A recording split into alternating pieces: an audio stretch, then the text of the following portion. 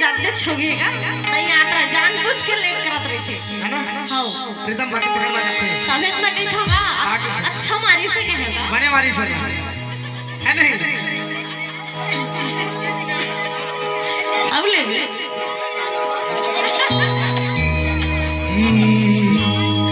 सिंगार भरे तोर चेहरा अच्छा मोती जड़े हिलना क्या रे लग रहा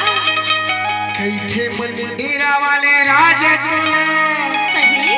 अबे अबे मोर मैना नहीं होगा दुख बिसराबो पीपर के छैया मिलाबो दोनों क्या रे